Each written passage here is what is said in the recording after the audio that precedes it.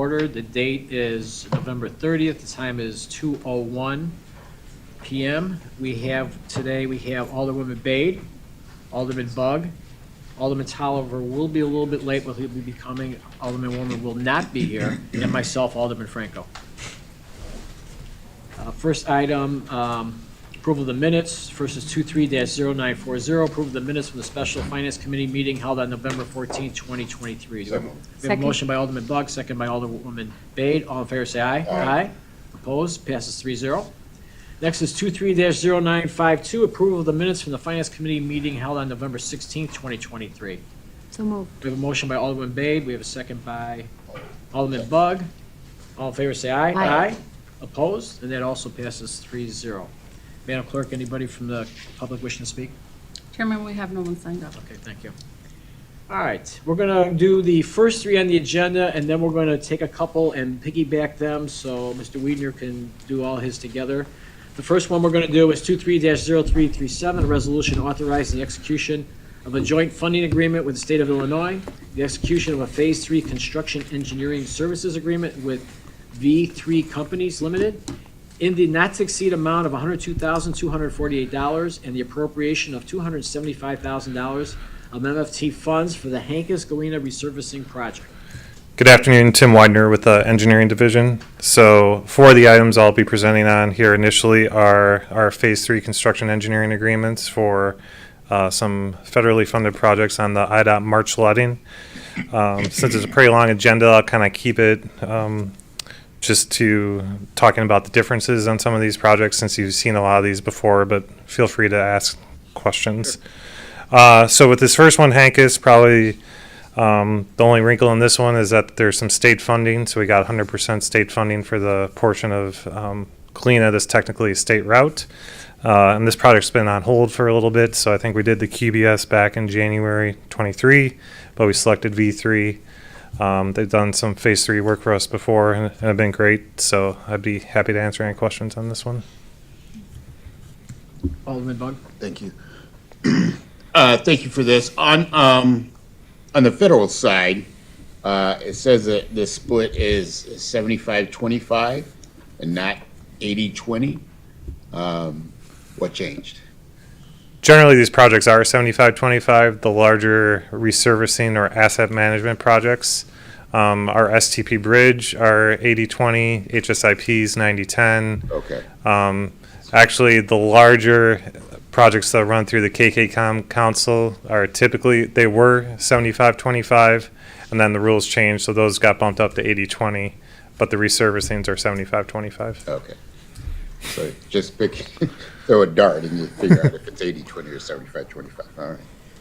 We'll take the 75-25.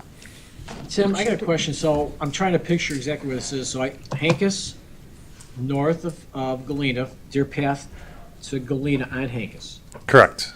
And then from that point, east to Orchard. Correct. Actually, we'll be resurfacing from the concrete portion on Orchard to the west to the bridge, basically. Oh, you're gonna go, okay, by Blackberry Farm. Correct, yes. Okay, all right. See, I was trying to figure, I saw X amount west, but I didn't know really what the landmark was for that, but, okay. All right, good. Any other questions or comments on this one? We have a motion. Motion to approve. Second. We have a motion by Alderwoman Bay, second by Alderman Bug. All in favor, say aye. Aye. Opposed? That passes 3-0. Next item is 23-0838, a resolution authorizing the appropriation and expenditure of MFP funds for snow removal operations in 2024 in an amount up to $1,320,000. So the actual purchases usually come before you from Tim Forbes. This is basically a IDOT paperwork exercise to spend MFT. Questions or comments on this? Hearing none, do we have a motion? So moved. We have a motion by Alderman Bug, second by Second. Alderwoman Bade. All in favor, say aye. Aye. Opposed? Passes 3-0. Next is 23-0944, a resolution authorizing the execution of a joint funding agreement with the state of Illinois, the execution of Phase 3 construction engineering services agreement with Thomas Engineering Group in the not-to-exceed amount of $53,808, and the appropriation of $250,000 of MFT funds for the Church and Sheffer resurfacing project. Yeah, so the wrinkle in this one is technically our QBS was what was called a master task order, which I explained in the memo. I'd be happy to go into more detail on that, but it's pretty much another tool in our toolbox just because we're processing so many federally funded projects to hopefully get a good firm and, lock them up and continue to use them if they continue to perform. So, since all future projects have federal funds, I'll always come back to you with the agreements. We'll just reference this master task order as what our QBS was. Questions or comments? So moved to approve. We have a motion by Alderman Bug. We have a second. Second. Second by Alderman Bade. All in favor, say aye. Aye. Opposed? And that passes 3-0. Next item on the agenda is 23-0783, a resolution authorizing the execution of a joint funding agreement with the state of Illinois, the execution of a Phase 3 construction engineering services agreement with H.R. Green Incorporated in the not-to-exceed amount of $473,545, and the appropriation of $1.6 million of Rebuild Illinois bond funds for the Indian Trail Edgelon to Highland Signal Modernization and Resurfacing Project. So this is one of the projects that it's a little larger that we did not do in-house, but it's essentially resurfacing and modernizing 5 traffic signals on that corridor. We have 2 funding sources on this one, the SDPL, which is 75-25 because it's an older project under those older rules, but then we also have CMAC, which is 80-20. But we're essentially fully covered up to our max Fed amount. We did a QBS and selected HR Green. Probably the only other thing to know on this project is we have land acquisition, and I came before you previously with one of those purchases, and we'll have another round coming up. So that's the only thing that could maybe delay this project from March. Okay, thank you. Let the record show also that Alderman Tolliver has arrived and with us. Questions or comments? Motion to approve. Second. We have a motion by Alderman Bay, second by Alderman Bug. All in favor, say aye. Aye. Opposed? And that passes 3-0. And next one is 23-0945, a resolution authorizing the execution of a joint funding agreement with the state of Illinois, the execution of Phase 3 construction engineering services agreement with Chastain and Associates LLC in the not-to-exceed amount of $100,179, and the appropriation of $660,000 of MFT funds for the Illinois Avenue resurfacing project. So a couple quick comments on this. We max out on a $500,000 maximum on this project. However, due to more federal funds being available in the region, we anticipate getting that up to our full 75-25, just asking for money later on after the letting. And then also to kind of build upon the master task order, this QBS came out after the master task order, so we indicated that Thomas, who we selected, couldn't submit on this to, get some other firms basically, and that's how we came to Chastain for selection on this. Wait, can you explain that part again? About, Yeah. Okay. Yeah, so the intent on the master task order is that, when we have multiple projects, assuming Thomas is still doing a good job and still has the same staff, we'll assign them some projects, but still open it up for some of our other projects. So I think I put in there, like in 2025, we're anticipating having as many as 5 resurfacing projects going on. So, maybe give a couple to our master task order consultant, assuming they could staff it well and depending on how the lettings are timed up, and then, still do individual QBSs for some of those other projects. Right. Gives us a little flexibility. Correct, yeah. Any other questions or comments? No, motion to approve. We have a motion by Alderman Bay. Do we have a second? Second. Second by Alderman Bug. All in favor, say aye. Aye. Opposed? And that passes 4-0. Thank you, Tim. Thank you.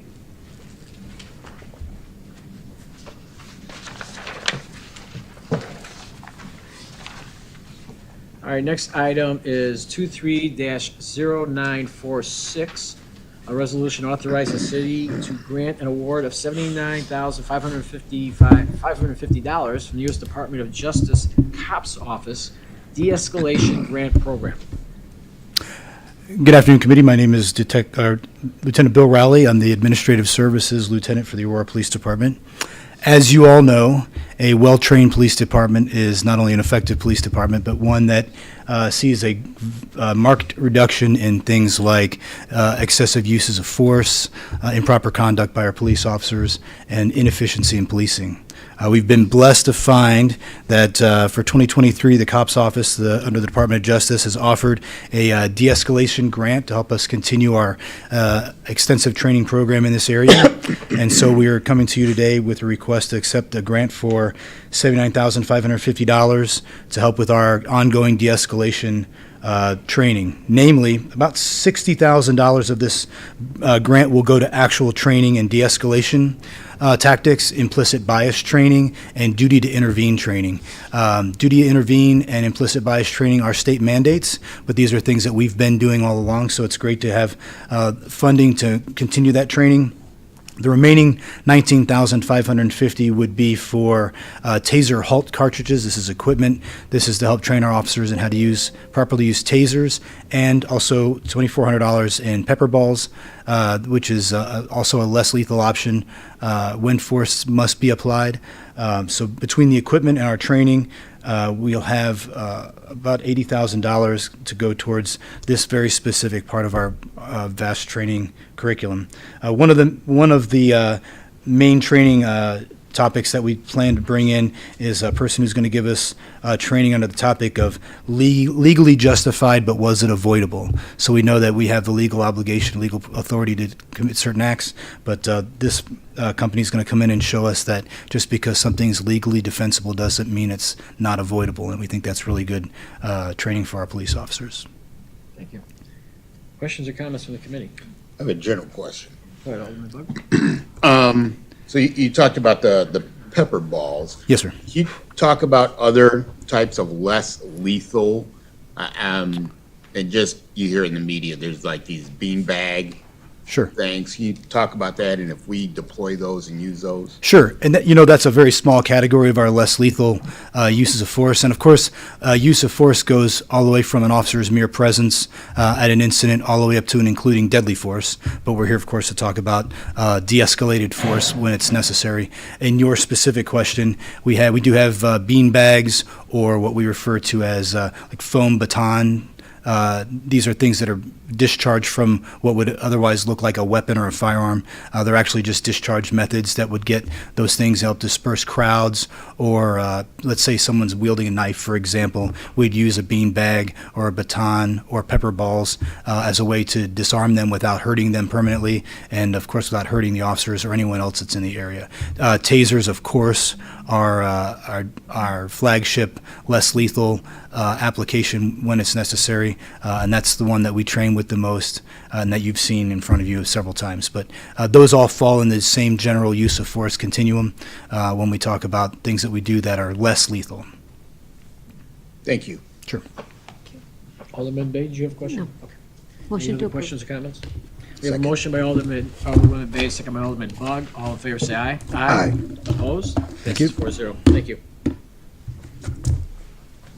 Next item is 23-0958, a resolution to accept award number 15J Cops-23-GG-01883-TECP from the Department of Justice Office of Community-Oriented Policing Services, Technology and Equipment Program for $2,280,000. So, good afternoon, Finance Committee. Mike Piggy's Chief Information Officer. Lieutenant Bill Riley, once again, for the Aurora Police Department. So just real quick, before I turn this back over to Lieutenant Rowley, I just basically just wanted to make a connection here with this particular grant award to accept this. This was with regards to the check presentation back at City Council on the 14th of April, where we basically were presented the check for the $2.28000 million for this particular grant. That was back on the 14th, and Congressman Foster's office actually announced that he had secured that $26 million in community project funding for the 11th district, if many of you recall.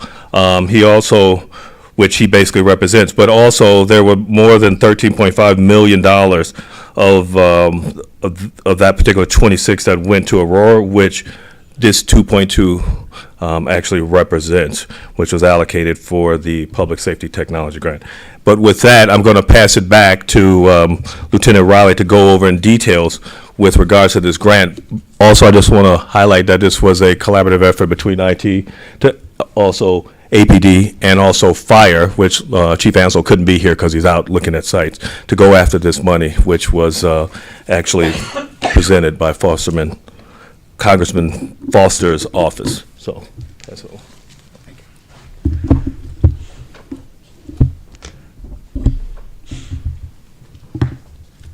I thought following Mr. Muhammad was rough.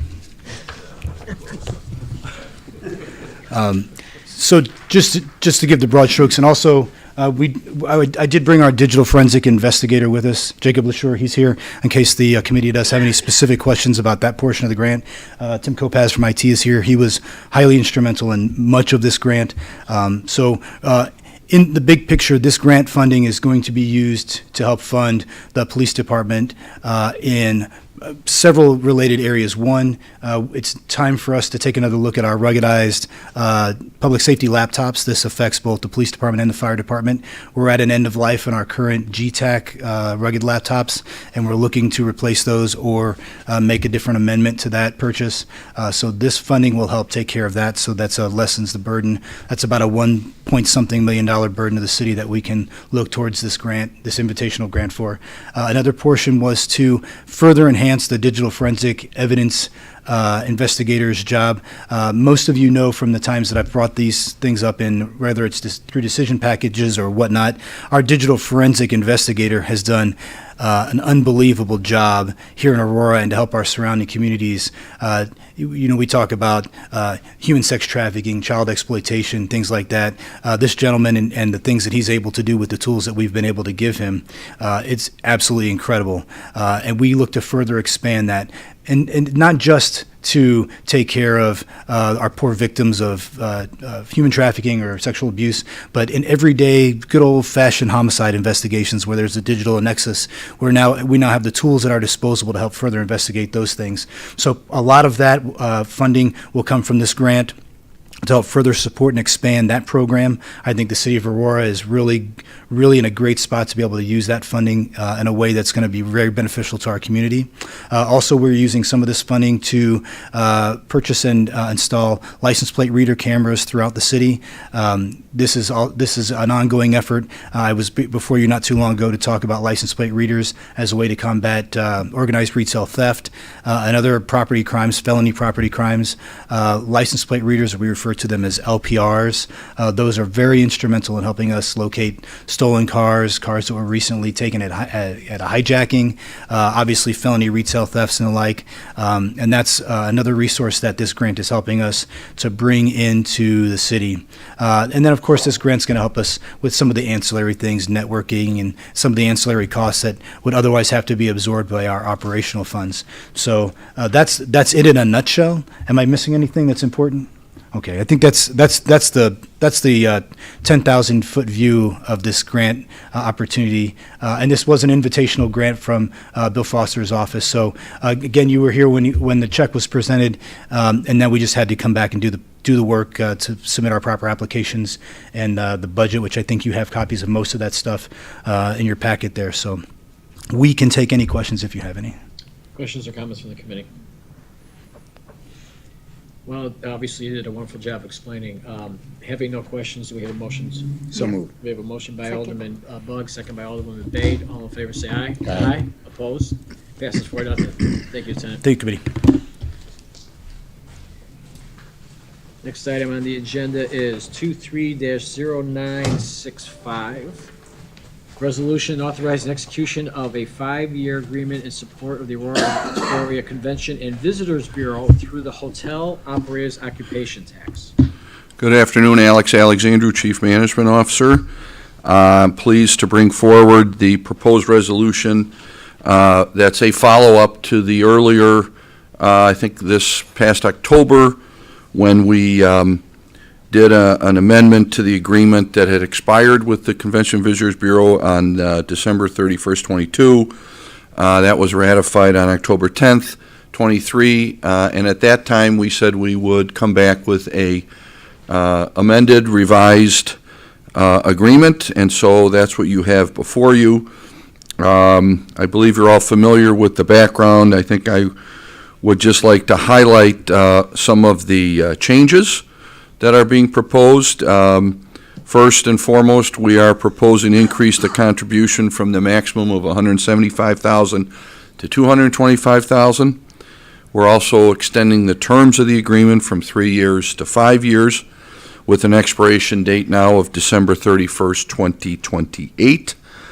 The other significant change operationally, which we talked to Court and the chairman, Alderman Donnell, about, was the number of members appointed to the board by Aurora. So the previous agreements always noted 50% number.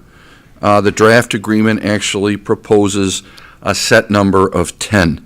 The concept being that as the CVB continues to work to grow their members, maintaining the 50% number becomes unmanageable versus setting the number at 10. So going forward for the proposed term, the city through 2028 would have the ability to appoint 10 members to the board. So we have continued, as I said back in October, to be very impressed with Court and his team and the board and the renewed efforts that they've made towards really using data and evidence to drive tourism and tourism opportunities and promotion of all the great things that have been going on these last few years in the city of Aurora, and working with all the partners, the Park District for sports opportunities, the Paramount, the Chambers, the city. In fact, Court Carlson is here. Court can also answer any questions as well. But we've really evolved a really terrific collaborative effort between special event staff, city staff, Aurora downtown. Several years back, you all approved a new agreement with them as well, and so I feel like we are resetting and updating this very vital agreement for the city and for our economic health. I have So- a question. You're explaining that they're doing a really good job and the whole thing, I'm assuming they are. Do we have, because this is finance, because we're talking about numbers and dollars, do we have any kind of metrics to say, okay, we gave you 175,000 in the past, now we feel we're gonna cap it at 225 instead of 175, we're doing this because X shows us that we're getting this, that type of, how we get to that point? And let me just, before Court answers, and I appreciate Court being here, that 175 has been set for many years. It predates this administration. And so we have regular contacts with our appointees on the board. We talk to Alderman Donnell frequently. Court's an integral part of meetings with MOED and special events and that. And so we have seen the positive results. They have that data, and it impressed us enough to work into the budget process this first increase that we've given them in I don't know how many years. 10 years, thank you. Not that he has that number memorized, but in 10 years. And so our hope is that as we continue down this path, we will continue to upward tweak it, and we have that ability through our budget process. And now we have a little longer proposed agreement, so a little more stability, and that will hopefully be enhanced by what the state does and the state grant that they get and the relationships they've built with the state. So tourism in Aurora is a $268 million economic impact for the city and the region. So certainly the city's investment goes a long way and brings a lot of money back to the region and especially into the city for visitor spending. And $13 million in local taxes for our region as well. through visitor spending, and we support 3,000 jobs in the city and the region through tourism and visitor spending. So certainly we appreciate your investment, and it is a money well spent on the city. And through our program with the state of Illinois, we bring back over $400,000 in state tourism grant dollars to Aurora and the region. So we're matching, almost doubling the city's investment through state tourism grant dollars to help us do our jobs and to better promote Aurora and the region for tourism. Well, that's kind of what we want to hear. Putting up 225, we get more. I mean, it's always about what are we getting for our expenditure? What are we getting for our buy-in? And then that's kind of telling the story a little bit, because, at the end of the day, if we're giving money for something and we're not really seeing results that we think are appropriate or grow, and we're going to give more money, then we've got to take a look at that. But based on what you're saying, we are getting back as much and more and doing a good job with it. That's kind of what I'm looking at with that. Okay. Absolutely. And to that end, Court has participated along with all of our other partner groups. We've had several meetings talking about how we all can be better aligned on our marketing efforts, rowing in the same direction, all with the same objective of promoting, putting the best foot forward for the city, the brand, and, not, pulling in the same direction, not having different initiatives. So Court's been in those meetings, the Paramount, the Chambers, and we're looking to report out in 2024 maybe some even additional initiatives when it comes to alignment, promotion, marketing, really focused on marketing. So stay tuned for that. But everybody's been very receptive to that. So everybody does such a great job individually, the Chambers and the Paramount, the ACA, all that, but the mayor felt there was an opportunity to bring folks together on a more regular basis and have some commonality and some singular focus on some key marketing initiatives, and it's been very well received. Thank you. So, and they've done a great job. Good. Thank you. Questions or comments, Alderman Bug? Yeah. Thank you. To follow up to your question, I see, Court, you have your newsletter that is packed with all kinds of interesting and fascinating facts on how our dollars are working in the region. So it's a great read. I've read it each time it comes out. But I wanted to just ask about AA just mentioned our regional partners. So, and I know, there's different negotiations with each one of them. Some have talked about, possibly moving on or whatever. Can you tell us right now who are our partners right now? Are you still negotiating with some municipalities? You're talking about who's in the... Yeah. So why don't you... Yeah. Yeah, so currently we have 10 communities that we service. It's part of our destination region, which does include Aurora, but we go as far north as Batavia, down through Oswego, Montgomery, Yorkville, and out as far as Sugar Grove, Hinckley, Big Rock, and Plano. Who's the newest one we just got in? Like in the last, was it? Oswego was the newest one we brought in Right. within the last 4 or 5 years. And those communities that do have hotels do fund us through also their bed tax also. So North Aurora, Yorkville, and Oswego all fund us with 90% of their local collections. So that varies from year to year, but usually it's around between $75,000 and just over $100,000 per community. So again, we're leveraging Aurora dollars with other community dollars. The net matches our state grant dollars. Our total budget is over $800,000 for this current operating fiscal year, which began July 1. So we do get funding from other communities as well. If they have hotel tax, we get their money. And let me just add the significant impact economically on the city from their sports initiative, working with the Park District, Montgomery, leveraging Jericho, the site out there. Any weekend, I invite you in the summer, for example, to come out, and good luck trying to get into restaurants and bars on the west side when there are massive travel events, for example, at Jericho. The hotels, our hotels are filled, especially on these weekend tournaments. And you brought in a terrific individual. I don't know if everybody got to meet him. Brad, Banks. you want to talk about Yeah. Brad and his role? So Brad Banks is our newest employee with the CVB. He is actually our full-time sports sales manager. His job is to go out and identify those sports tournaments and events that we can bring in and bid on and bring, whether it's to Stewart Sports Complex, Great Lakes, or Vaughan. And he played college football for Iowa. He was actually Heisman Trophy runner-up in 2002.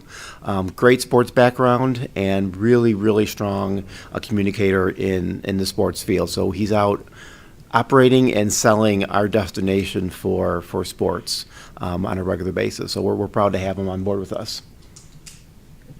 Okay, so, and thank you for that. So Oswego was off by themselves previously. They were for quite a we- while. And we pulled them in. And we brought him back in. Excellent, excellent. And so we stopped, you said northern boundary Batavia, so we don't Batavia. have those two towns north of that. so- Yeah, we don't talk about that. Right, That's right, correct. okay. All right, no, excellent. They're welcome if they want to. Yeah, it is so important. I mean, I'm leaving tomorrow to go to St. Louis for 3 days for a massive soccer tournament, so yeah, those things, And yeah, that's what we do here. yeah. They come here in the summertime. So, yeah. Well, this is an outside tournament, so that's one of the season, unbelievably. So I have my parka ready, so, yeah. Doing a great job. Thank you. Thank you. Alderwoman Bay, did you have a question? Yes, thank you, Chairman. So currently, how many members are there? We have 10 communities. 10 communities. So we don't do a membership for individual businesses. Our supporters are the communities that we service. There's 10 of them right now within our region. And how many board members are there? Right now, we have 15 board members total. We're a little bit shy. Each community gets one board member representative on our board. And then if there is a hotelier within that community, they can appoint a hotel also. Currently, we don't have a hotelier on our board, but that number fluctuates, so we're a little bit short on the Aurora side in terms of board appointments. It's been through a little bit of transition in some of the board reps. But we've gone up as high as 21 in the past. It just depends on where things sit, and we have a couple at-large members too that the So- chairman appoints. When we say 50% appointed members become unmanageable, so the number was set to 10. We are talking about the board members? Board members. So out of 15, Board 10 will membership. be from Aurora? The city of Aurora, with the advice and consent, the mayor, with the advice and consent of council, the old agreement, 50% of the board was subject to Aurora. Now we're converting that percentage to a set number, 10. So the concern was, as time went, if they added more members and we were responsible for 50, it was getting tougher to fill that. But now we know we have 10 spots, that's manageable. And let me just add back to the hoteliers. We are hopeful, I'm hopeful, we've had some outreach. I don't even know if you know this yet, Court, but, you know, the downtown hotel was sold, our Holiday Inn Express. So we've been in touch and we're asking them if they're interested in joining the board. So we're going to see if we can get them on board, the new operator, the new owner. From my understanding, I want to understand, you approached the hotels, like the one in 10th Ward, Staybridge, on Commons? Do we you don't, approach them, or they have to approach you? They were our last, well, if it's a city appointment, usually comes through the city. We Right. might help identify a potential appointment, yeah. but then it goes with the city to make that appointment if they so choose. But I believe they chose to not renew. He was on the board for a Right. little while during COVID, and then it became too much for him and his schedule. But he was our last hotelier to be on the board from the city of Aurora. And also with some of these chains, I think the experience has been people get promoted, they change jobs, and then maybe time commitment or whatever, the next replacement just doesn't want to do it. Thank you, that's all. Can I go back real quick? I understand the 50% and then go to the 10. So 50% of what? Because you're saying 15, you're Of the not. total board membership. Why, the potential board membership? So let's say you had 18, but you only have 15. Is it 50% of 18 or 50% of what's on the board right now? I guess that's kind of what I'm looking at. It should be what's on the board right now. So whoever Okay. is sitting at the table should be 50% of Aurora appointments. Okay. So you don't, so if you have a board, I'm, because that's not how we do our other ones. I'm just trying to figure, if we're supposed to have 18 and we have 14, would it not be that we should have 9? Because we're supposed to have 18. I'm just trying to figure how that goes. I understand if we'd up to 25, we wouldn't want to have 12 or 13, we'd want to have the 10. I get that, but, so are we 50% potential or 50% of reality? I guess is what we're looking at. And if it's reality, and you're trying to fill more spots, how does that work? Number of communities. It should be, well, it's tied to the number, because a community could bring in, say we brought in another community. Right. That had hotels, that would add 2 more positions, or potentially to our board, which then means the city would have to match that and make sure they're still sitting at that 50%. Or if someone drops off, Right. So Then it's the city somewhat is- fluid. I guess that's what I'm looking at. Yeah, The number can move because it you never is. know who's going to be there. Right, okay, Correct, I'm just trying to figure it Yeah, out. Correct. So do you have a cap on that number right now? Or is it just based on when we get new communities, it goes up and we add? correct. Okay. All right, Yeah, I'm just it's trying it's to figure based it on out. the number that Sure. can be appointed, but based on the size of the destination. Okay, all right, it's not that big of a deal, I'm just trying to wrap my head around 50% of what, that's all, so, okay. Any other questions or comments? Alderman Donnell. Thank you, Mr. Chairman.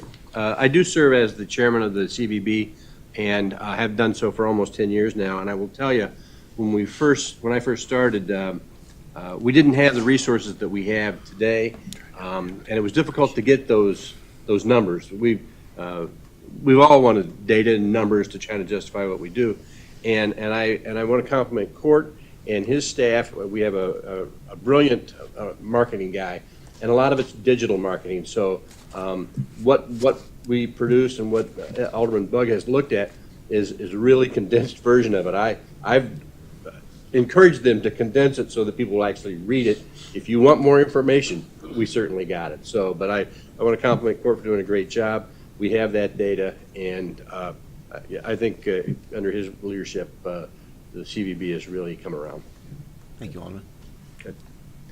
Anything else, any other comments or questions? Hearing none, do we have a motion? Motion to approve. Second. We have a motion by Alderwoman Bates, second by Alderman Bug. All in favor, say aye. Aye. Aye.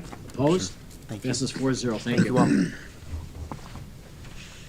Next item on the agenda is 23-0966. Notification of a public hearing on December 12, 2023 regarding the proposed First Amendment to the existing West Farnsworth TIF District Number 7. Chairman, can you also read the next item as well? Sure. And after that is 23-0970, notification of public hearing, December 12, 2023, regarding the proposed Farnsworth-Bilter TIF District number, no action required, okay. Yeah. There's no action required on either one of these items. This is just to make the committee aware that they will be going on the 12th and on to Cal next week. Okay, questions, comments on that? Thank you, Patrick. All right, now we're gonna get into the special service areas.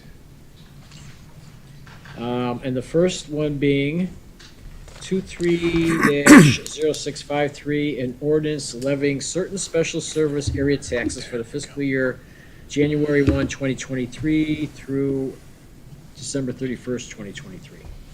Thank you, Mr. Chairman. And as you indicated, the special service areas, we actually have this item and then the next 12 related to the special service area levies. It's hard to believe that we're to the point in the year where we're about to turn into December tomorrow, where we're starting to wrap up all of our 2023 processes and starting to put in place all those items that we're going to need to be able to operate and carry forward our services and programs into 2024. Several of those items are on the agenda today. And we'll start out with the special service areas. In reality, the city has many special service areas that are on the books. A significant number of them are actually dormant. They do not have taxes levied against them because there's no purpose for the levying of those taxes at this particular point in time for the overwhelming majority of those special service areas. However, we do have 13 active special service areas within the city. And just as a basic review, I'd like to go over what a special service area is and kind of how we use them here in Aurora for those active ones that do have taxes levied on an annual basis. So a special service area is actually a defined geographic area within the city. There are boundaries that are drawn up around it. Typically, that area receives services that are over and above typical city services that are provided. And to finance those activities and to finance those services, there is an additional tax that's levied on the property tax bills of the individual properties that are contained within that specific geographic area. We use them here, special service areas, for two main purposes.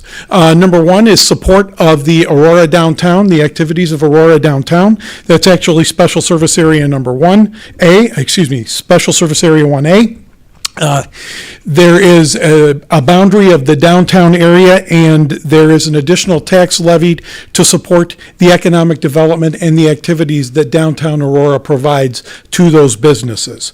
The remaining 12 are actually for items of privately owned common area improvement and maintenance programs. So you may, within a subdivision, have enhanced street lighting or have common stormwater area detention that the city typically performs or causes to be performed on behalf of the homeowners association. And for those individual homeowners that do take advantage of that service and on that privately owned land, there is an additional tax that is levied for that privilege. We do generate approximately $465,000 annually in relation to the special service areas, with the overwhelming predominance of it, approximately $350,000, being levied to support the Aurora downtown activities in SSA number 1. The remaining special service areas are much smaller, and they tend to generate approximately $465,000 on a total annual basis. I did put up the schedule of the 13 special service areas that are active. It was also included in the Legistar today. There's a comparison on there between the amounts that we levied for the 2022 levy as compared to the 2023 levy. You'll see that in each and every case, we're requesting the same amount of levy for the current fiscal year, or for moving into 2024, as we requested for fiscal year 2023. So typically, they all pretty much work the same. I'd be happy to answer any specific questions if there are any, but all 13 of those SSAs essentially function in the same manner. Okay, so we have a number of these. I just want to make sure, process-wise, is there any questions about SSAs in general? I do have one question. I'm sorry, did you have one? Okay, I do have one, though. The levies for 2022 and 2023 are the same. Yes. What would cause them to be different typically? Well, most of the levies have been directed to maintain a current dollar amount. Right. That's the case actually in 12 of the 13. If we were to expend more in money, in maintenance costs than the SSA were to generate, that could be a potential cost increase. But most of these are for actually for some projects and some improvements that were done some time ago, and they're being repaid over time, and they will actually sunset. I think actually a couple of years ago, we did have one that fell off, and we no longer levy for that particular SSA. But typically, they will be fixed as long as there's no additional work or no additional items flowing forward. All right, thank you for that. Any other questions? Yeah. Alderman Bug. You talk about the length and the sunset, particularly the one on Eagle Point. That's $40,000 for 2022 and 2023. Do you know when that one is going to sunset? I apologize, I do not have the sunset dates in here. I can add that by cow if we need to, by committee of the whole. Yeah, I just wanted to know on that one. And, 20, SSA 24 Eagle Point? Yeah. We may be able to get that answer. okay, and just in looking, and this is just general knowledge, Foran Lane, I don't know what ward that's in, has 4 SSAs. I don't, is it an incredibly long street? And, It's located in Ward 6, and it looks like it's been divvied up based on the geographic location of the individual lots. The individual titles are for Foran Lane, New Haven, West Side Foran Lane, North Foran Lane, and Northeast Foran Lane. So, and they're slightly differing amounts just based on, I presume, how much of the roadway. This particular SSA looks like it was for reconstruction of road, curb, gutter, sidewalk, drive approach, and parkway restoration. So it probably has to do with their proportionate share of the entire project. okay. Alderman Page, you have a question? Thank you for the presentation, Chris. So there is no increase in any of these 13 SSAs for, That's correct. Are there We're more requesting the same amount. are there more than 13 SSAs? There are, but these are the only 13 that have taxes levied against them. Most of them remain dormant. What you see mainly in special service areas are when subdivisions are created, there's a special service area that goes along with it, and they're established for maintenance of common stormwater detention areas or common areas within the subdivision. And typically, those subdivisions also have a homeowners association that's responsible for the maintenance of those areas and those detention areas. In the event a homeowners association would default in that responsibility or not maintain the infrastructure to the standards that we need it to be maintained at, in that particular case, then the city would likely step in, perform that maintenance, and then activate that dormant special service area for that item. Now, none of the special service areas that we're currently levying taxes for fall into that category. All of these were voluntary special service areas that were entered into some time ago. Okay, thank you. And I do have one more question, because I think this is going to come up on my part of town. In order to get a special service area for an area, how many people have to buy into that? What percentage of the people who are targeted? Yeah, well, there is a process that's called out statutorily, and to establish a special service area, you need to do several things. You need to publish an ordinance that discusses a special service area, what kind of services are to be provided, maximum tax rates, et cetera, whether or not it's perpetual or sunsets and those types of things. Then, once that public hearing is held, I believe there's a petition period, and I don't know the exact length of time. But essentially, if you get a petition that returned that contains the signatures of more than 50% of the property owners, or I believe it's also 50% of the valuation within the special service area, then if that number of people object to the special service area, it's not enacted. So it's kind of a backdoor referendum, if you will, but that's kind of the process very quickly. So you could say more than half of the people in the area have to agree to it being established. Okay, that's kind of what I thought, but I Yes. just want to get some, so we're going to be coming back to you on that particular topic offsite, so, okay, good, thank you. Any other questions about this? All right, well then, if there's no other questions on special surveyors in and of themselves, let's do each one of these individually and go through them all. So the first one is the one I just read, 23-0653, an ordinance levying certain special service area taxes for the fiscal year January 1st, 2023 to December 31st, 2023, special service area number 1. Do we have a motion? Motion to approve. We have a motion by Alderwoman Bay. Do we have a second? Second. Oh, I'm sorry. Go ahead. A second by Alderman Tolliver. Do you have any further comments or questions? Yeah, from doing this in the past, I recall that we can go ahead and read off the Just the agenda numbers? numbers, yeah. Okay, that's a good And send idea. them all through Okay. consent. We don't have to read all. Okay, well, That's the way we so did it that's in the the first past. one we have read. I'll do them all. No, that saves me time.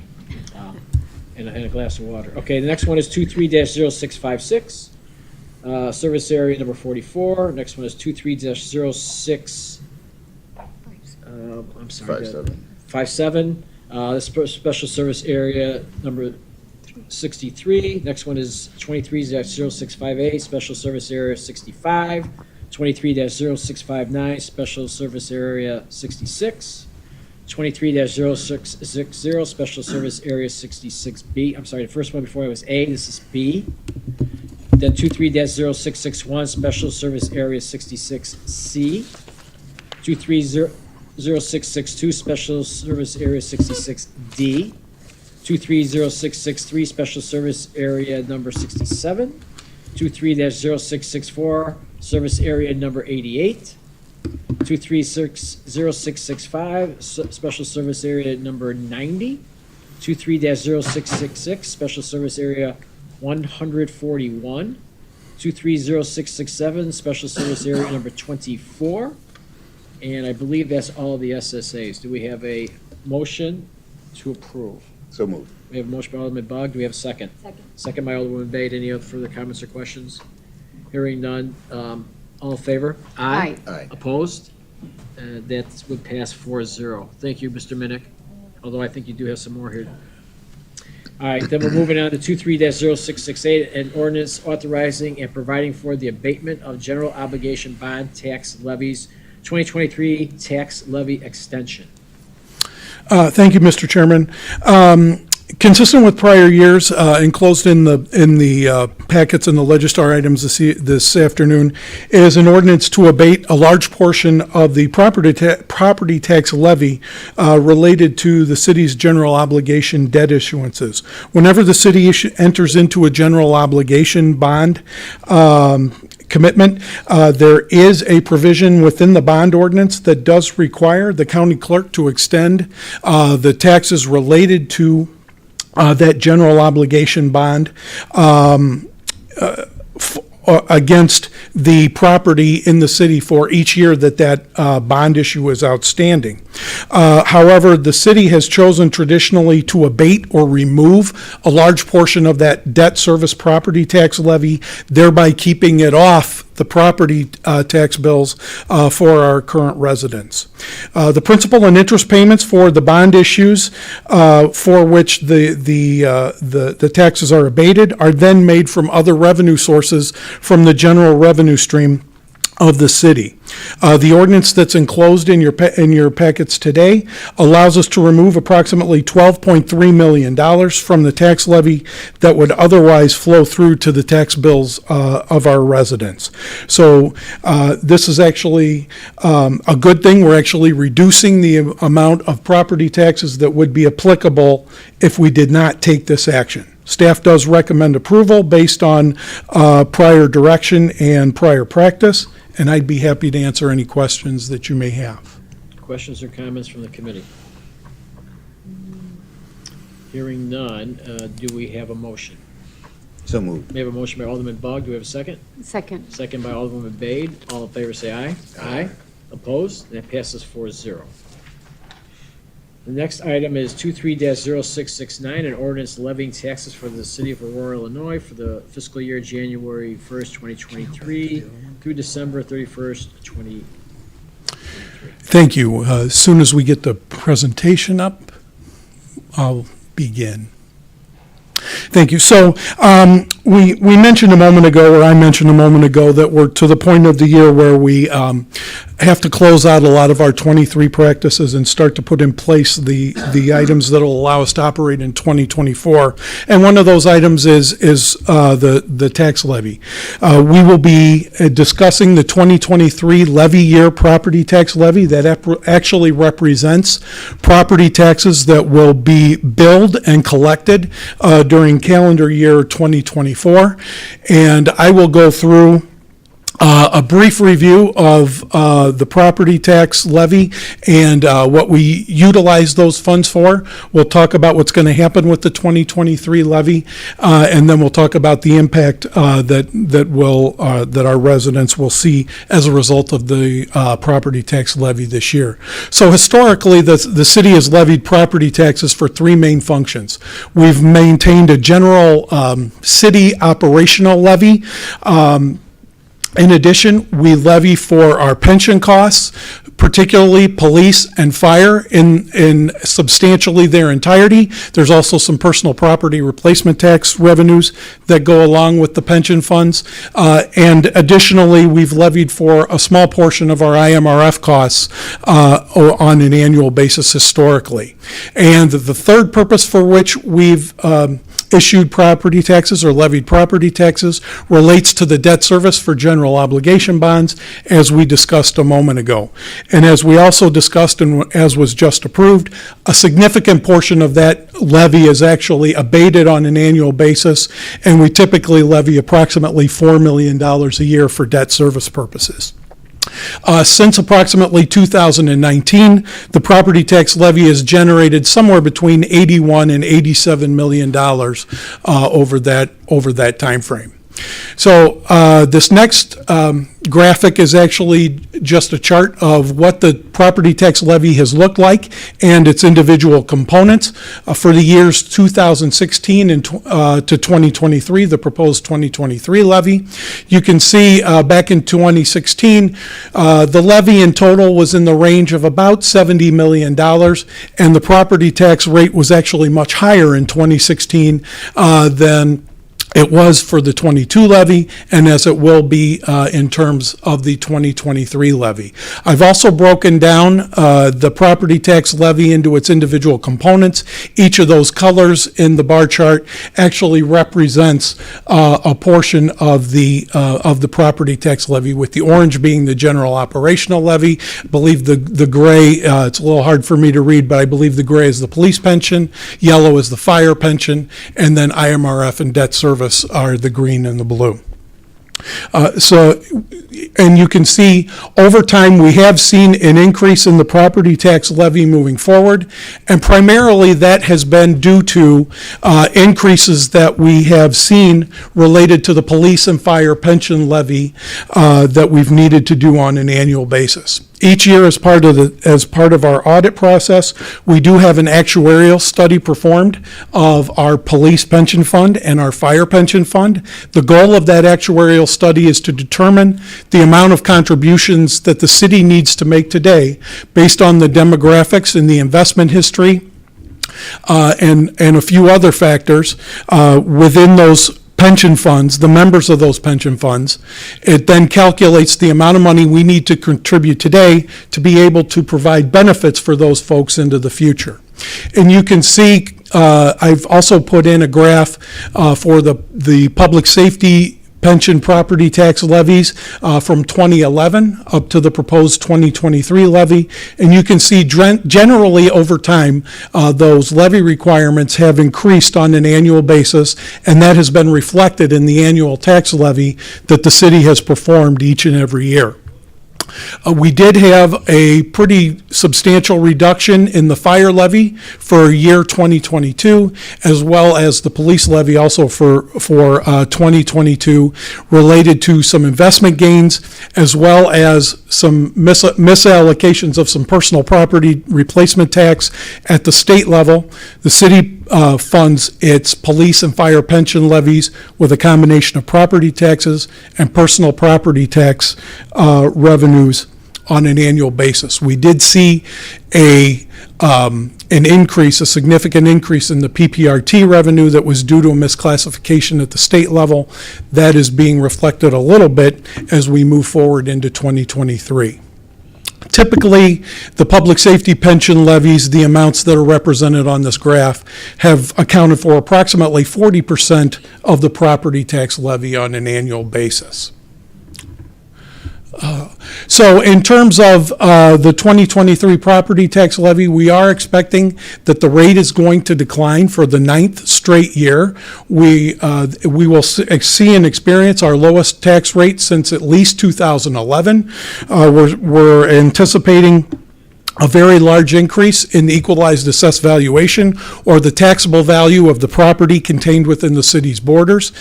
We did see a reassessment of, I think, substantially all of the property that's contained within the city during the past year.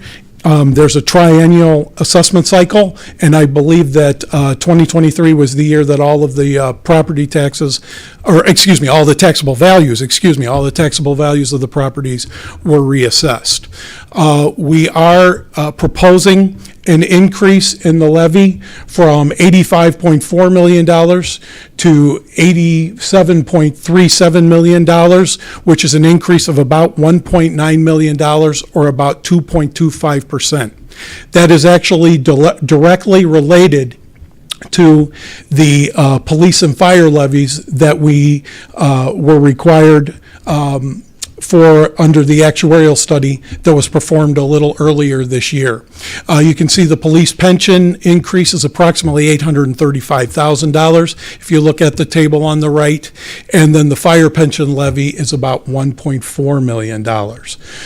We are actually offsetting those increases with some reductions to the general levy as well as IMRF and debt service. So when you combine all of the numbers in that chart on the right, we are requesting a property tax levy of $87,370,400, which represents an increase of about 2.25%. However, because of the increase in the taxable value of the property within the city, we do expect that the rate will decline from approximately $1.77 per $100 of equalized assessed valuation down to about $1.70, representing about a 4% decrease in the total tax rate for the city. We do expect that with the increase in the levy and the increase in the property values, there will be a slight increase that that taxpayers within the city will experience. We do estimate that impact would be about $44 per year to the owner of a $300,000 market value property. And Chris, let me be clear on that. That is a result of the values going up. Correct. Correct. Which the rate is actually going down, but with the reassessment of properties, I think that will be a proportionally higher increase than the rate is declining, which will result in that small increase I know there's always for the year. confusion with all those levies and the rate and the EAVs. I would, almost have to have a course for some people to say, okay, this is why this happens, because they'll complain about, going up, but it's not because of anything we're doing here necessarily. It's just that good for us. Correct. The values are going up. Yeah. And that contrasts actually with, if we go back in time and take a look at the 2016 timeframe. I mean, the tax rate was much higher, and we only generated about $70 million in revenue just because of the valuation of the property. And I think most people would agree it's more beneficial to be in an environment where your property values are increasing, the tax rate is declining, and some of the new development that we're seeing, especially out on the southeast side and over by the Fox Valley Mall and some of those areas are going to be new property, and they will be allowing us to generate even more dollars for the city coffers and continue to reduce the tax rates that are applicable over time. All right, I'm sorry, I just wanted to No, get that's it out there. so. very briefly in review, and I just said this exact same thing. Actually, our increasing equalized assessed valuation or taxable value of property contained within the city allows for tax rate relief and additional revenue generation. We are expecting that our rate is going to decline for our 9th straight year, and we do expect that that rate will decline by about 4%. Again, that'll generate a city property tax rate that is the lowest since at least 2011. One of the quirks of property tax calendars is we won't know the actual taxable value of the property within the city until the springtime. That's just the way that the process works. So we have to take a little bit of a guess and estimate where we think the EAV is going to be when we put together the tax levy. As we talked about, we are building in an increase to the police and fire pension levies, as we've done historically. That part of that will be offset by reductions to some of the other levies, and we do expect a total increase of about 2.25%, resulting in an annual impact of about $44 annually to the owner of that $300,000 property. So with that, I'd be happy to answer any additional questions that anyone may have related to the tax levy. Questions? Alderwoman Bade? Thank you, Chairman. Chris, so again, I want to say this again. Property tax levy is declining. The dollar amount of the levy is actually increasing from about 85.4 million to about 87.3 million. But the rate that will generate is what is declining. Okay. And the change in levy is due to public safety. And is there? Yes. Is additional recruitment also a factor in this? Well, whenever you add officers, there will be a corresponding cost. Officers or firefighters, there will be a corresponding cost, and those folks then become part of the pension system. So they do increase the total dollar amounts. However, when we think about what is going on with some of the pension reform that has occurred historically in the state over the last several years, it's actually cheaper from a pension perspective to add officers and firefighters than it was, say, before 2011. Okay. And could you please share this presentation with us? Yes. Thank you. It's Mr. a very Alexandru, you have a informative. question? If I could just add, I think it's critical, the 4 bullets that Chris has there below the explanation of the increase really tells you all you need to know, but also remember that when we add public safety, all of that goes into the long-term actuarial Yes. evaluation that the city's constantly conducting to make adjustments. So this is the absolute short-term view, but then there's the longer-term view that gets impacted by are you in tier 1 or tier 2? And the pension, that's why we're monitoring the pension reform very closely, but significantly impacting, and I think Chris may have said this in a previous budget presentation, is that last bullet point, that we're on a lag time for the effects of market returns from 22. Now, hopefully, 24 will get a positive bump from better 23 returns. So it's Yes. kind of the up and down impact on investment return that we have to live with the public safety pensions and the continued impact of it being a downstate pension. Correct. Yes. So And there are a lot of factors, but it was important for us in the budget presentation to explain to the public that the public safety pension, while it went up 2.25 million, here are the 4 significant elements of it. yes. And it's important to note that pensions are a pay now or a pay later kind of an enterprise. I mean, your liability is going to be what it is. The question is, are you going to set funds aside today, allow those funds to grow over time, and ultimately have to charge the taxpayers less because you've been investing for all those years, and that creates a pool of money to pay benefits from when the current officers and firefighters retire. That's really the goal of having the tax levy where it is and being able to invest those dollars today to let the interest compound and earn interest on interest so that there's a pot of money there when it's time to pay the retirement benefits. Any other comments from the committee? Alderman Siakis? Yes, thank you, Mr. Chairman. Mr. Minnick, I always appreciate your accounting charts. Just a question for you. Tomorrow's December 1st. Can Yes. you explain to me why 2023 levy is proposed? Actually, tax years are 1 year in abatement. So the tax levy we're actually working with is considered the 2023 levy year. However, that is actually billed to our residents and collected by the city during calendar year 2024. I believe, I've been told, I don't know, that at one point in the Great Depression, there was a 1-year moratorium on property taxes, and the cycle has been off ever since then. So we're actually talking about the 2023 levy, but it will be billed and collected during calendar year 2024. Okay, so that would include the city council approved tax levy increase on the general fund, correct? The general fund is actually declining by about $162,000. I'm not trying to get into numbers, just a general question. It's calculated into this 2023. A decline in the general fund levy is incorporated.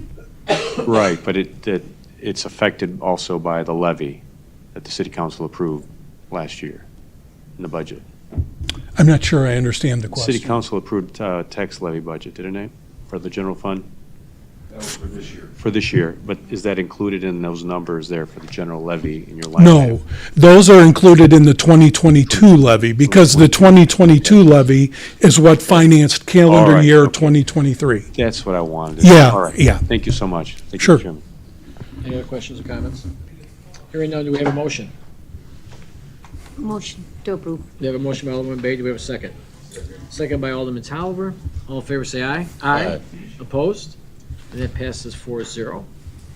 And the next item is 23-0979, an ordinance adopting an annual budget for the fiscal year beginning January 1st, 2024, and ending December 31st, 2024, in lieu of passage of appropriation ordinance.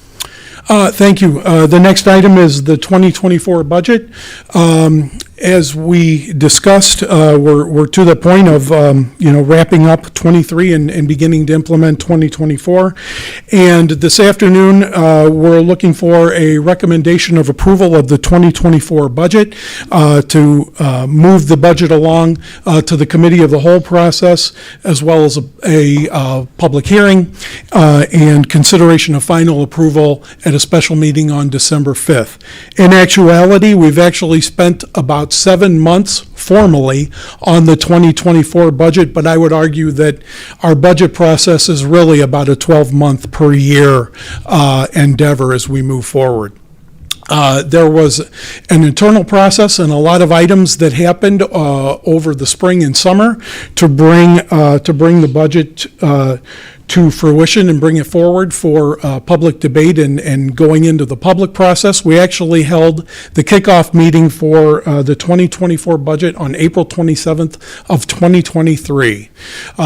From there, during the month of May, budget requests, decision packages, and capital requests were entered in May, and then we held a series of departmental meetings with the mayor's office and the finance department during the time period between July and September.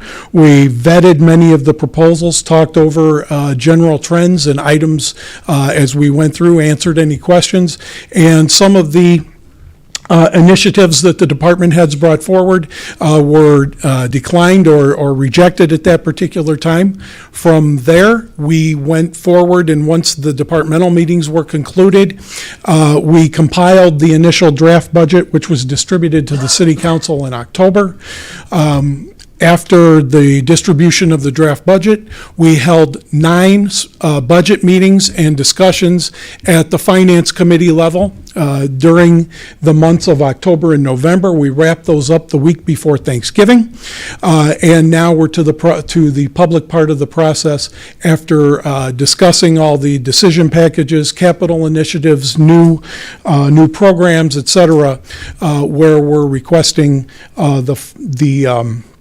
the final approval for the budget. So if you'll remember, back when we started the process, we kind of started up here at the 30,000 foot level. We dipped down and went pretty much into the weeds when we had the departmental meetings and the departments presented their budgets to you but in October and November. And now we're bringing it back up and we're kind of wrapping up the process, going back up to that 30,000 foot level and talking in some generalities about the 2024 budget. In terms of the overview for the budget is balanced. We're expecting about $560 million in expenditures, excluding the carryovers from 2023. We do have $490 million budgeted in 2024 revenues. However, as we talked about, because of some of the timing issues, delays to projects, et cetera, we do have approximately $70 million on hand that was received in prior years that will go to assist in the finance of that $560 million of expenditure. As we discussed a moment ago, we have no tax rate increases incorporated. That goes for the property tax rate as well as the other tax rates for the major consumptive taxes that the city takes in on an annual basis. And as we mentioned a moment ago, we are expecting a significant increase to the tax base or the EAV of the city as we move forward. We're continuing to see positive results from our economic development efforts.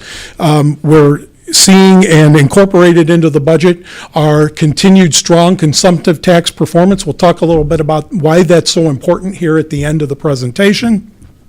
We're continuing to see balanced operation in our enterprise funds, our water, sewer, airport, golf funds.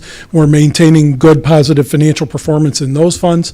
And we're seeing continued prioritization of key goals of the urban administration, that being the enhancement of public safety, economic development, and innovation and community collaboration.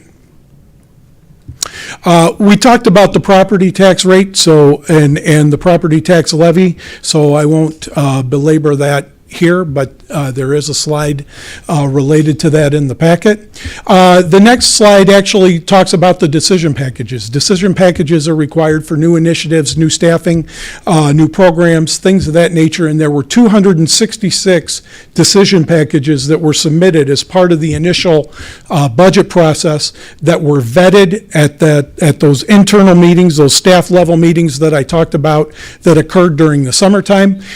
From there, 241 of those decision packages were approved at the staff level and incorporated into the draft budget that was then brought forward to the Finance Committee as part of that initial draft budget. And as noted, the decision packages were then discussed and were then vetted at that series of departmental presentations that occurred in accordance with the Finance Committee during October and November. Also, in the 2024 budget, our capital priorities are continuing. We've spoken recently about the Public Works Facility, the Fire Station Design, Construction, and Relocation Project, River's Edge Park Expansion Project. We are anticipating that this will be the final year of the Public Works Facility construction. 2024 we'll be moving in there in late 24 or early 25, I believe. So. Additionally, we're seeing some significant expenditures over time for our capital maintenance in terms of facilities and infrastructure. Each year, as part of the budget process, we do put forward a capital improvements plan that looks at the next 10 years what projects are anticipated, and attempts to begin to identify funding sources for each of those projects. And you can see, if you look at the far right, at the very bottom, there's approximately $832 million of expenditures on a capital basis that we're expecting to undertake between now and the end of 2033. Primarily related to, if you look at the section captioned transportation, that is the largest category of expenditures. Our transportation infrastructure, transportation improvements is where we'll be spending the bulk of those dollars over the next 10 years. Also interesting and of note, if you look at the third line down, facilities, you'll see quite a bit in 24 and 2025. Then those expenditures tail off pretty precipitously after that point, and those are directly related to the final year of the construction of the Public Works facility, as well as the fire station construction project that we've been discussing over time. Switching gears a little bit and talking about the general fund. The general fund is balanced. We're anticipating about $234 million of revenue and expenditure activity. That represents approximately a 4.5% increase over the 2023 budget that was approved and that we'll be wrapping up here in the next couple of weeks. We talked a little bit ago about public safety enhancements being incorporated into the 2024 budget.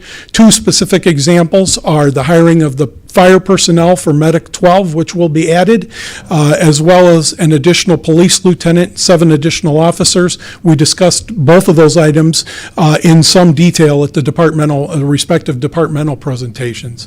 Again, we're also funding special events and community initiatives and support through the general fund as well. A moment ago, I talked about economic development and why it's so important. This pie chart actually lists or depicts where the general fund revenue comes from. And 85% of the general fund revenues come from 7 main sources. If you look, the big blue chunk out to the upper right is property taxes. It's about 36% of our revenue on an annual basis. And then beginning at the orange and going all the way over to the dark blue, that represents the other major revenue sources being consumptive taxes, food and beverage tax, as well as our share of income tax and personal property replacement tax that we receive from the state of Illinois. So those seven pieces of pie there account for about 85% of the revenue in the general fund, or about $170 million. The remaining 15% comes from that little brown chunk that's all the way tucked away up in the upper left-hand corner, represents about 15% of the revenue within the general fund. The reason economic development is so important, the economic development provides additional places where we can generate sales taxes, food and beverage taxes, hotel taxes, things of that nature. And additionally, residential economic development helps us to generate additional taxes from the state of Illinois, especially income taxes, which are generated on a per capita basis. So as our population increases, so does our share of income taxes from the state. Additionally, our residential development and economic development allows for the businesses to have customers for their goods and services to help them thrive here within the city. The next pie chart actually is the general fund expenditures by department. And if you start in the lower right-hand corner, work your way with the brown piece of pie and work your way over to the light blue up toward the top, right under the word fund. That represents actually fire, police, public works, and public facilities expenditures. 78% of the general fund expenses are for one of those functions. That's a pretty typical ratio, quite frankly. I believe it was nearly identical at the previous community I worked for. The numbers were a little smaller, but the ratio was almost exactly the same as you move forward looking at full-service municipalities. And also of note in this particular pie graph, those additional police officers and medic personnel, firefighters that we talked about a slide or two back, that we expect to hire during 2024 are incorporated and reflected within that pie chart. So next steps in the process, we've already held the departmental presentations. Those occurred, over the last 6 weeks or so. We are to the point where we're requesting a Finance Committee recommendation of approval of the 2024 budget based on those discussions and those meetings that have occurred. We'll have a public hearing and city council meeting on December 5th, as well as committee of the whole that night. And then we will be bringing forward the tax levy a week later on December 12th for final consideration. So with that, I'd be happy to answer any questions or go into any more detail as you require. Questions or comments from the committee? Well, no? Okay. Well, okay, Alderman Bug, go ahead. I thought for sure my colleague had wanted a to clap. had a question. Thank you for the presentation. The levy and the budget, of course, go together. So They do. From the alderman standpoint, we've had a number of discussions about our role with our wards and our ward funds. And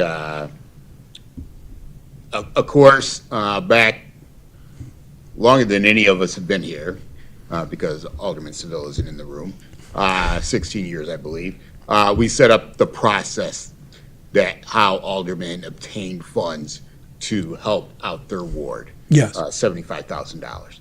Of course, time value of money and inflation since COVID, the value of our $75,000 each year has diminished greatly. And so has been discussion, Yes. and we go twofold. We go through finance in this body and discuss things, and we also go through Rules and Procedure Committee where we set procedures for the aldermen and how we spend our funds. So we're kind of going dual tracks there. And my looking at it and discussing it with some of the other aldermen, a number of aldermen have sufficient fund balances right now, and a lot of things are going to be happening within the next year. At this time, I'm not going to put forward any type of amendment to move or request for that number to be moved. Okay. I know that may happen in the future. And, the time to discuss it, if we wanted the number to go up in the middle of 2024, the time to discuss that is right now. So I think in our discussions, most everyone is doing okay. Yes. Our newest alderman, he will push forward with the funds that he has, and we'll get our $75,000 at the beginning of the year. And we'll move forward together. But that will be a discussion that will need to be had in the future. Okay. I just don't think, at this time, I think, in looking at everything, I think we're going to be okay for now. And we will have that discussion in the future. So a number of aldermen have made input on that. And I talked about it with the chair. So I think we're okay for now. Okay. And obviously, Alderman, if direction is given to amend the amounts or the process or things of that nature, we'll obviously, work and move forward to implement all those policy directions. Mr. Alexander? I appreciate that, Alderman Bug. You're absolutely right about the good old time value of money. Yesterday, as you all know, we had a very significant historic event happen with the groundbreaking of the casino.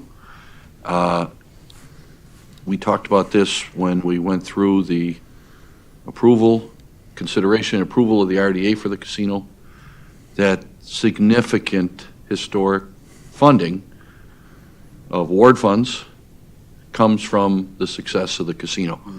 And so I appreciate the fact that the alderman, and I know the mayor does too, that you recognize the importance, the criticality of the casino being a major funding opportunity in the future, especially the relocation of the casino, the projections, And so, as I had said in several presentations, and I think we all have referenced it, Chris, and that, the money that we get from gaming funds not just your ward funds, but the quality of life.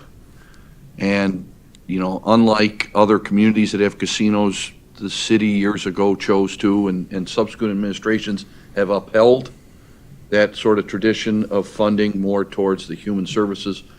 We know you're discussing the use of ward funds and modifying it and all that, but I appreciate the fact, and I know that our staff working hard on this budget appreciates staff that, you know, we're balanced now, but there is significant opportunity in the future, not just for ward funds, but for quality of life. And, you know, the success of the casino truly in 2 years or less will really begin to bear fruit in these critical areas for our community and not impact the general fund. So thank you. So do you have any further comments or questions? Okay. So with that, it really is good, looks like it's going to come down to, fortunately, it'll be a combination of the RAP committee coming up with structure, city council voting on that structure, and then when that's done, then it will be easier for us to take a look at numbers and then kind of come back to the finance committee and say, okay, here's our structure now, what do we need based on that? So it's a twofold process, but I think we'll probably be adjusting that pretty quick next year to get it going. So I'm just laying that out there, piggyback on what Alderman Bug said. Thank you. It was a great presentation.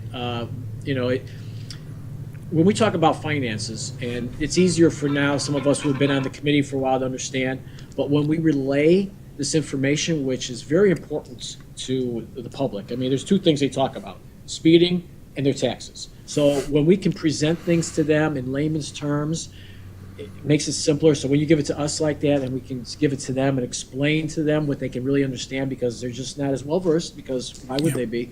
We do appreciate that. So thank you for presenting it in such a manner that gives us the opportunity to present it to them in a similar manner that they can understand.